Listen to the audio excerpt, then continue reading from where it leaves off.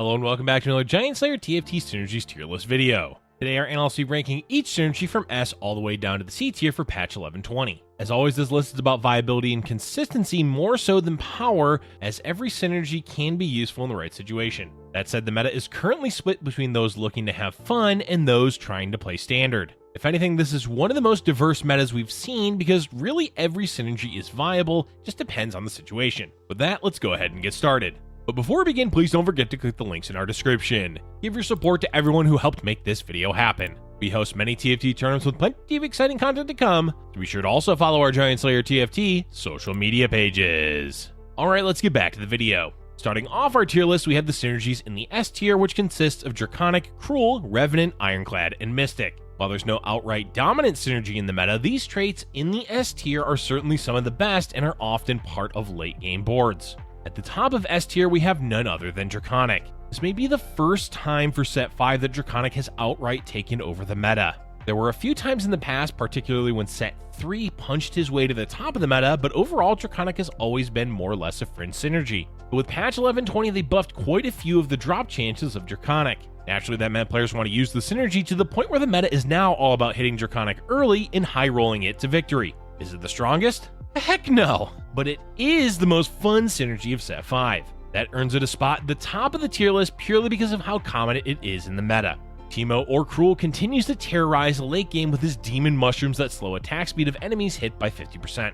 Basically, Teemo is the end game, assuming you have the health to play him. That has always been the crux of the issue for Teemo, but the pace of the game is slow enough that Teemo is a common addition to late game boards, especially since everyone wants to be alive to at least 5-1 to get their second Radiant item, so more and more players are alive long enough to find at least one Teemo. Revenant is back because we just can't stay away from these lovable reviving frontliners. They bring the CC, the damage, and the survivability. What more could you possibly want from a frontline? Probably a giant AoE taunt that deals damage and heals, but unfortunately, Galio isn't a Revenant, otherwise Revenant would for sure be the absolute best synergy. And finally, we're ending with our usual duo of splash traits, including Ironclad and Mystic. We've said all that we can about these two synergies. Even though they wax and wane in value depending on the meta, they can always be useful in the right lobby. It'll be interesting to see if either of these synergies returns in the next set. Let's now move on to the A tier. This tier consists of Sentinel, Abomination, Ranger, Dawnbringer, Knight, Victorious, Legionnaire, Caretaker, and Invoker. These are the bread and butter synergies of the meta. All of them are played relatively frequently depending on the lobby and composition. Kicking off the A tier, we have Sentinel. Yep folks, there is still a meta, despite how common Draconic is and the general for-fun theme of the patch. The fact is, both Galio and Lucian with 6 Sentinel are able to stabilize far more effectively than most other synergies. This makes transitioning into the late game so much easier since you save gold and health. Turns out the vertical trait didn't entirely disappear in the mid-set, as Sentinel has been one of the best synergies for most of it. Oh, and yes, early game Sentinel is still viable. This means Sentinel is playable all game, though it does struggle with scaling in the ultra late game. Abomination is also up there in the meta, especially since they buffed the monstrosity's damage and scaling. Vilkaz is a bit wishy-washy in terms of carry potential, but Abomination still facilitates him well enough. Plus, Abomination is the perfect foundation to reach the late game to play carries like Heimerdinger and Teemo. And Abomination uses Revenant, which we've already established as an S tier synergy. Happy to see the spooky synergy remaining strong in October. Next up is Rangers, which have quite a lot of presence in the meta, sort of. Felios and Akshan scale better into the late game than other 4-cost carries, but getting there is difficult. Ash 3 is surprisingly good, but not all that common. Even Vayne 3 is still running around the meta. There's enough variations of Rangers with both highs and lows to warrant a spot in the A tier. Dawnbringer continues to do well, though Karma can be a bit hit or miss as a carry. But with strong early game champions, fantastic item holders with Riven and Nidalee, and a viable late game, Dawnbringer holds its own in the current meta quite comfortably. Revenants may be the most common late game frontline, but Knights aren't doing that much worse. Primarily, the reason for Knights' continued existence in the meta is because Galio, but there's also Thresh, Nautilus with Ironclad, and early game has Poppy. Garen is also doing well as a late game frontliner, though 2-starring him is difficult. Overall, Knights basically means Galio, but Galio is plenty strong enough to carry the synergy by himself. Speaking of Garen, next up is Victorious. We're still not a fan of this synergy, but we can't pretend like Garen doesn't exist in the meta. Even outside of Dawnbringer, Garen has been used more and more, especially with AP boards. Victorious isn't amazing, but it at least provides Garen with the means to kill other champions and can snowball the fight. Whatever issues Victorious has had in the mid-set, at least it's significantly better than God King.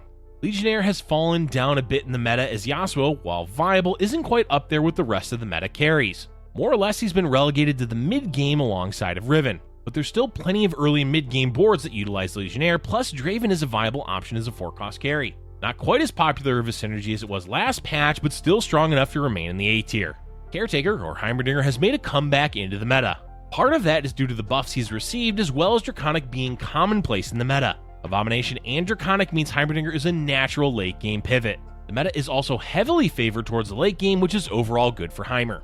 That said, Heimerdinger still takes forever to cast his ability, and is difficult doing so until you 2-star him. Certainly stronger than he has been, but not quite up to his former glory.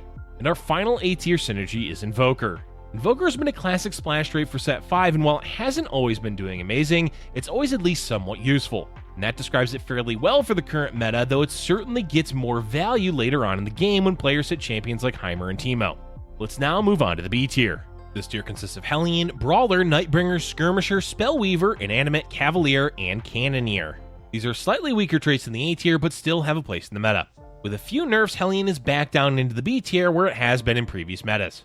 Kled, while still playable, doesn't hit quite as hard as he did in 11-19. Hellions still do well in the early game, and rerolling for Kled, Ziggs, or Tristana is viable, just don't expect to do as well as previously.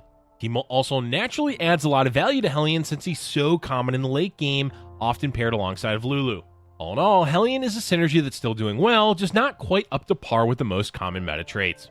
Brawler does the same old dance this patch as it has, well, for all of set 5. Amazing early game with Gragas and Nunu, alright mid game with Nunu and the Abomination, and basically absent in the late game besides Volibear. Set has also made a minor resurgence with Draconic, but overall the best time to utilize Brawlers are in the early game. As we mentioned, Yasuo isn't doing all that well in the late game. That means Nightbringer unfortunately isn't that active in the meta. It certainly has a place, particularly in the mid game, but even if Phelios doesn't really use Nightbringer. By no means is Nightbringer a bad synergy, it just doesn't have as many uses in the current meta as a lot of other traits.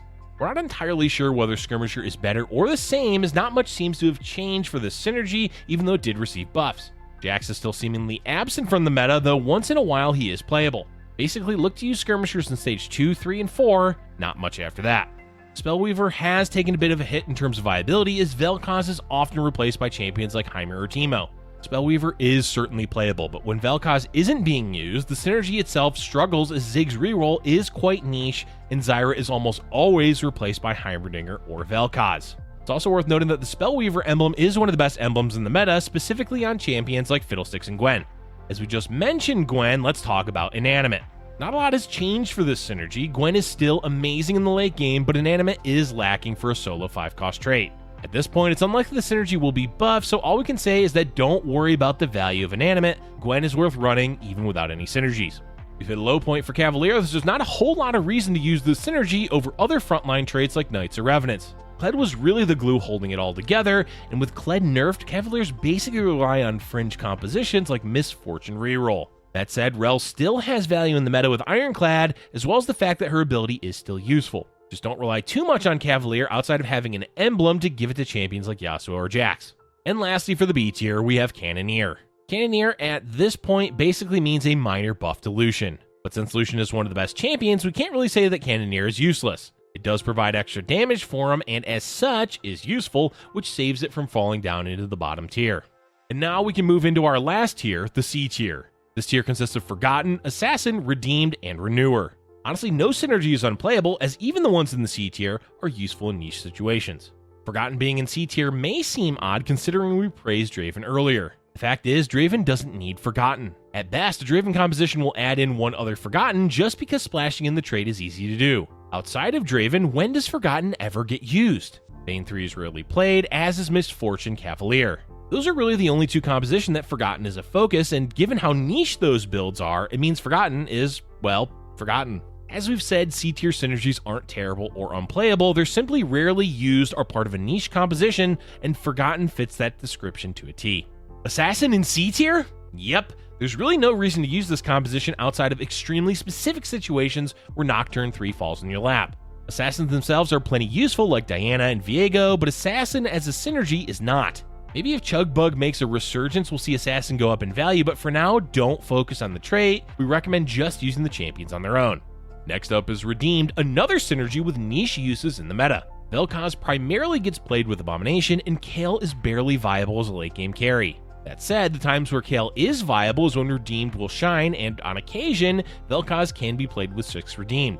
So Redeemed isn't completely out of the meta, it's just very situational. And finally, we have Renewer, which has taken over as the least valuable synergy in the meta now that Draconic is shot up in value.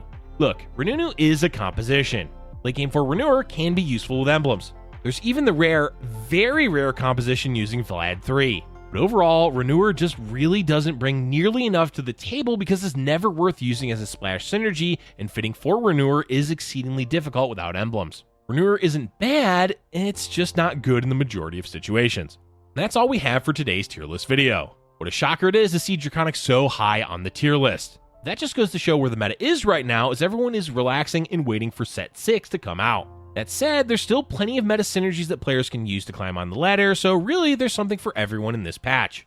Let us know in the comment section below what synergies you've had the most success with playing so far in patch 11.20. Thank you for watching, and if you're enjoying our content, be sure to hit the like button and subscribe for future Giant Slayer TFT videos.